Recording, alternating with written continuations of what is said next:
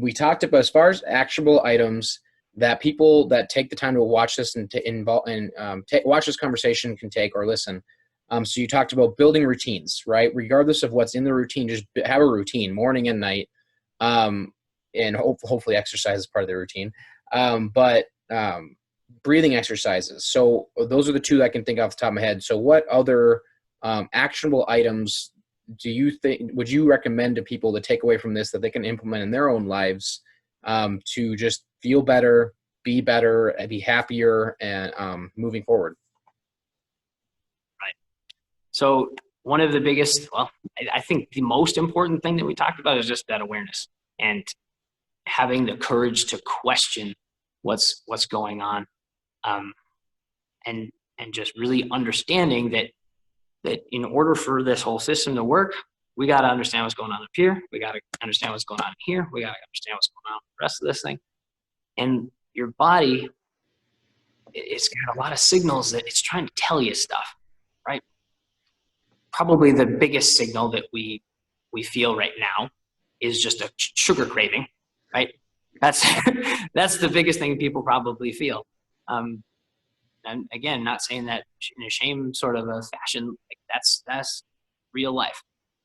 But there's so much else that's going on. And the more we give our body some space to create those signals and listen to those signals and act on those signals, the more we can get everything working together. Now, the one other thing I did want to hit on before we closed was another actionable thing was posture. Now, posture is not a sexy topic by any means, right? Nobody's like, oh man, I heard this guy, he was going to talk about posture. I can't wait. I've never heard anybody say that before. But when it comes to just pain, that's really at the root of most of it, right? When people come in my door with pain, the first thing that I'm helping them to do is try to figure out how to line those bones back up and reteach your body how to hold itself in a position that doesn't result in pain. Okay, so a big part of where that pain's coming from is you've got muscles that are kind of holding our bones together, right? And if our bones are kind of lined up in the wrong spot, the bones don't get to hold the load, right? You're putting pressure on the edges of joints in your back or whatever, and this load winds up going into the joint instead of on the bones, and that creates a lot of extra tension there that doesn't belong there. And so, keep it really simple. You just figure out how to get rid of that tension, rebalance the tension across those joints, get it so that it's comfortable to be in a neutral position, how we say it, in a good postural position. That's really where you want to be in order to get rid of that pain. If you can do that, if you can talk to your body and tell it to reorganize itself and teach it to reorganize itself so that the tension is going where it belongs, that pain goes away. And so there's a lot that kind of goes into that, but the root of the whole thing is just good standing posture. And you can apply it to sitting, you can actually apply this to sleep, you can apply it to walking, all that stuff it all plays. But essentially what you're doing, you say, my bones are the load-bearing structure, and it's supposed to hold my load vertically, right? Because I'm fighting gravity. So it's like building a block tower. So if I can line up on my bones like a block tower so that my bones can hold weight, takes the pressure off of joints, off of my muscles, and other sort of connective tissue. So the process that we use to kind of get ourselves lined up, we call it neutral spine. This is also going to come into play as far as like building good technique, good form in various exercises. This is kind of the root of movement. Position and tension. Those are the two things that you need in order to create a safe one. I'm going to walk through neutral spine really quick. If you want to stand up and do it, Drew, you sure can. But for anybody watching, this is where you get to stand up, and we're going to just walk you through this little sequence. We're going to line up your bones. So I did it once with you, but I'll do it again. Perfect. This is a very deceptively simple exercise, but man, does it make a huge difference if you can get this up. All right, so I got my feet. They're about hip width. They're pointed straight ahead. It's like my car tires. I don't want my car tires pointed out like this, right? I want my wheels pointed straight ahead. So, got that. Next, I'm going to shift my weight back onto my heels and unlock my knees. Now, my knees aren't bent, but if you lock them straight and then just unlock them so they're soft, that's the idea. So my weight's back on my heels, knees are soft. And I go to my hips. If you think about what's going on with your hips, your back and everything up here is sitting on top of your hips. So if your hips are tilted, either forward or backward, all this stuff is going to be out of alignment, right? Most of the time, because we sit a lot, our hips are going to be tilted forward. So what I want to do is I want to just try to figure out where the lever is. So if that's the case, I'm going to squeeze my butt, kind of rock my hips back. You want to think about the extreme, you can think like Steve Urkel. Right? I don't know if anybody ever remembers Steve Urkel. Maybe anyway, we want to get those hips rocked back so that they're level. If you're wearing a belt, let's think like the belt is level with the ground. If you're imagining your hips like a big coffee cup, I'm not spilling any coffee. Right? So just getting lined up on our bones of our legs and getting your hips leveled out, that changes the way all this stuff feels down below. And then so for Can I ask a question before we move on? Is it normal that I feel like I'm like flexing my leg muscles to stand this way because I don't normally stand this way? Okay, so when you say leg muscles, are you talking the front of your thighs or are you using like around my knees? Yeah. So I'm like forward, not like this, you know? So if you think about your muscles like rubber bands and you start pulling back on your hips, it's going to lengthen the muscles in the front of your thighs, right? And if those muscles are really tight, they're going to really try to resist that. It's like pulling on a rubber band that's already tight. Ideally, we can be in this position. We can have our hips level and our quads, the front of our thighs, are completely relaxed. So if they're not, if you can't get them to let go, then you know that there's some excess tension, right? A good way to think about it is you can make your kneecaps dance while you're standing there. So if you can flex your thigh on and off, then you know that they're off, right? But if they're locked up tight and the kneecaps don't move, then you know that your thighs are on.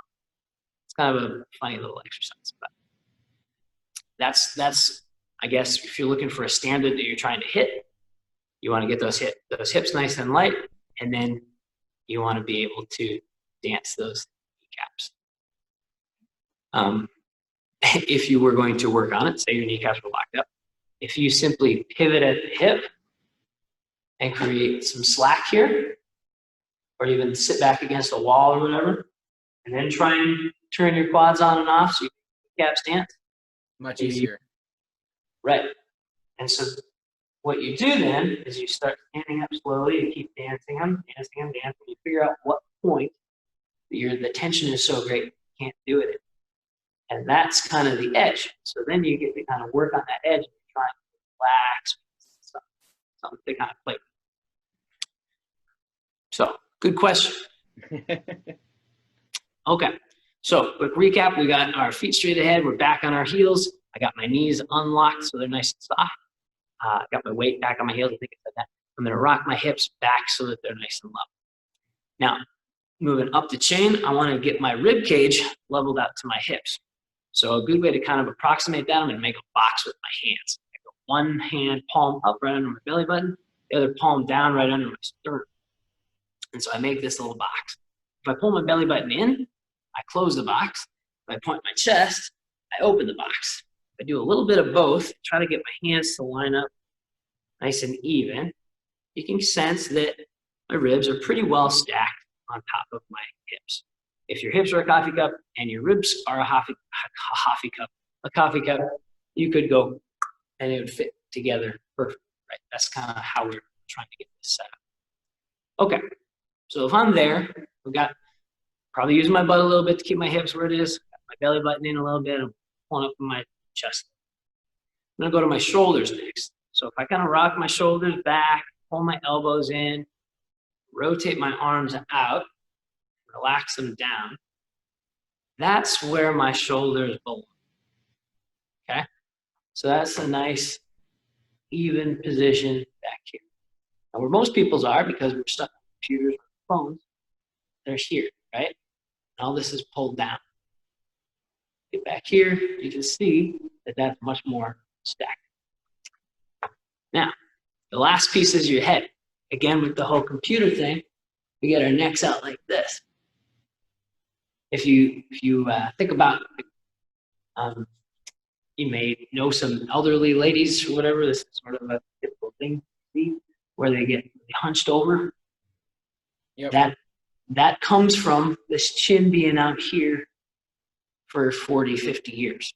Okay, that they started just as straight as you and I.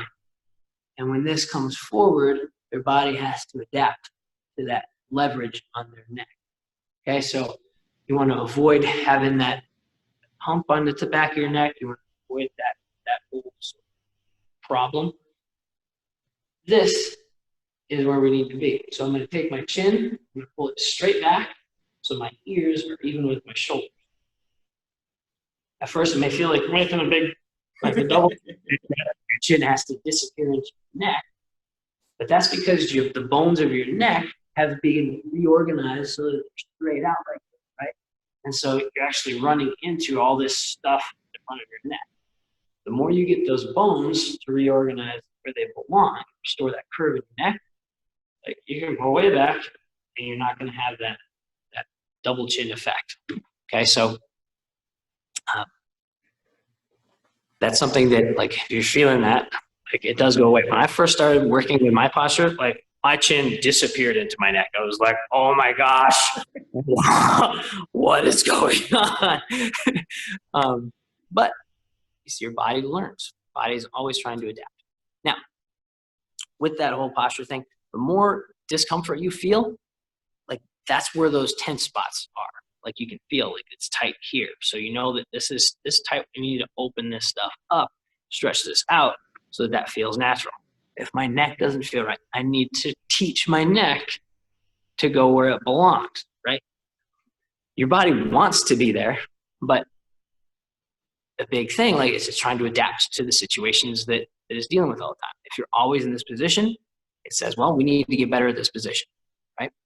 So the more you can take control of those positions and use this position instead, the more your body is going to respond and it's going to rebalance itself. Like I said, this is a major part of how I help people get out of pain. It seems too simple, but that's really where the power is. You get your body back to where it functions properly and it works properly. That's kind of the thing. Wow. So as far as a habit or a routine or something actionable that go with this is where you put this into your day. If you have a timer or something that goes off every half hour, just a little trigger. Every time I get up to go get water or go to the bathroom, you get into this neutral spine position. You don't have to hold it all day or whatever, but if you stay there for a minute or two and then you go about your business and you lose it, fine. But then that trigger comes around again and you go right back into it. The more you can attach it to a trigger, the more time you can spend in that position during the day, the more that body's going to change. If you can do this for like a minute, 10 times a day for a week, this feels different. Wow. Right? That's awesome. So, absolutely. For anyone who's still with us, I absolutely appreciate it. We're over an hour, and I've been into it the whole time, but hopefully everyone else is too. If I can stand up in front of the camera and embarrass myself by making faces with Tate and fixing my posture, which is clearly messed up because my knees are tight and my shoulders and neck are way forward from sitting on my computer all the time, you can too. So before we do need to get going. I know I got to get going. I'm sure, Tate, you got stuff to do. Is there anything else that you feel like we didn't cover yet that you just got to get out there for anyone who's still with us today and has found value from this conversation? I'm mentally like putting my head back because I just realized like my head's way forward. Good. It comes back to awareness and trying to work with your body rather than just buying into the things that we do in our daily life that work against our body. The more you can identify those things and scale them back, pivot them to things that work with you, the more this thing is just the more your body is gonna be able to serve you and allow you to do the things that you want to do. The one other actionable thing is go outside. Go outside, go outside, go outside, go outside, and go outside. Get outside as much as you can. All right? That's what we're built for. We didn't come down living in houses and sleeping in beds, right? Like, we're not built for that. I'm not saying you have to ditch your house and ditch your bed, but the more you can expose yourself to the elements, the more you can let yourself be uncomfortable for a little while, get some sunshine, go for a walk in the rain. Just because it's raining doesn't mean you can't go outside. Just because it's snowing or cold or hot doesn't mean you can't go outside. If your air conditioning is broken, it's okay. We didn't have it for 200,000 years, all right? We're going to be fine. Like, we have to take a step back and understand that we are built for a way harsher environment. It's okay to be uncomfortable. In fact, that's how you learn. So. Credit to you, by the way. Until you did the posture, I didn't realize you were standing this entire time. I actually thought you were sitting because you were so still.